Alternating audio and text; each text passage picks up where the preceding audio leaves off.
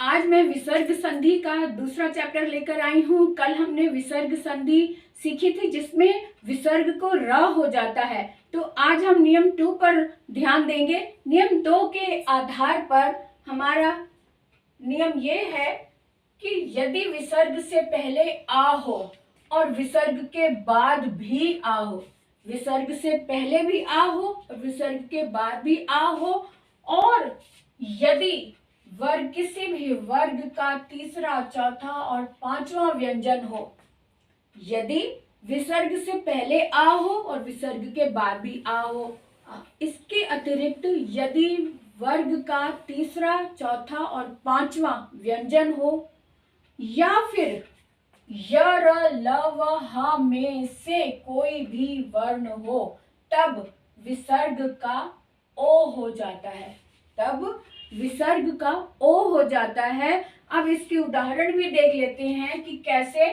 अब जैसे ये मनः अनुकूल लिखा है, यदि विसर्ग से पहले और विसर्ग के बाद आ हो। अब इसके अनुसार ये उदाहरण बिल्कुल सही है। जैसे मनः विसर्ग है, ये विसर्ग से पहले मन, न में अ की साउंड आ रही है, यानी न में अ है, स्वर है, और उसके बाद भी स्वर है अ। तब अब यहाँ इसको जब हम जोड़ेंगे, इसकी जब संधि करेंगे तो शब्द बनेगा मनोनुकूल। क्या शब्द बनेगा? मनोनुकूल, ये शब्द बना। अब दूसरा उदाहरण देख लेते हैं, तपः बल।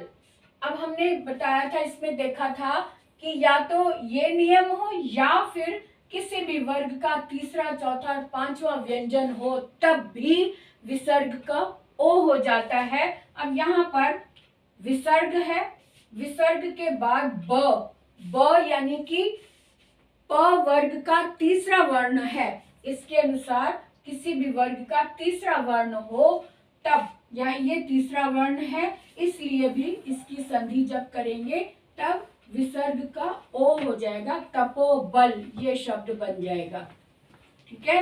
उसके बाद देखते हैं कि यदि य, र, ल व ह में से कोई वर्ण हो, तब भी विसर्ग का ओ हो जाता है। अब यहाँ पे ये तमह गुण है, ये वही ये वाला है, क ख ग तीसरा वर्ण है, इसलिए यहाँ पर भी तमोगुण हो जाएगा, ओ हो गया, विसर्ग को ओ हो गया तो तमोगुण हो गया।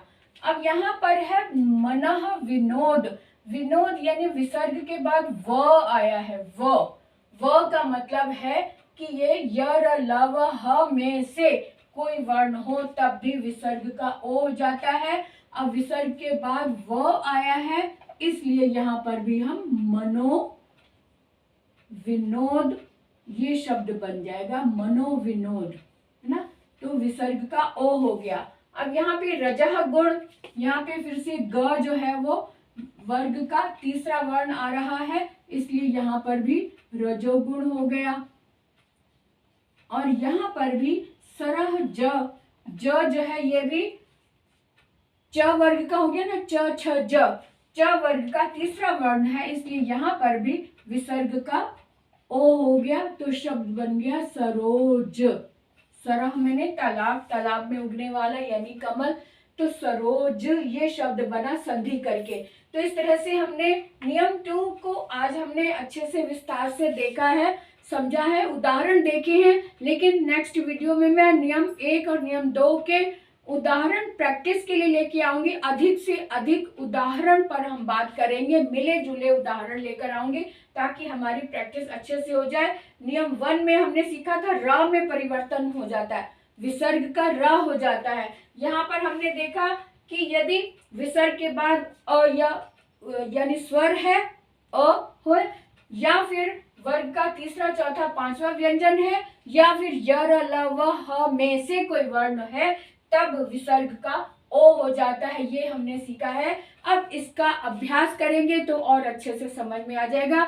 तो आज का वीडियो यही समाप्त करते हुए अगले वीडियो तक की इंतजार में बाय बाय।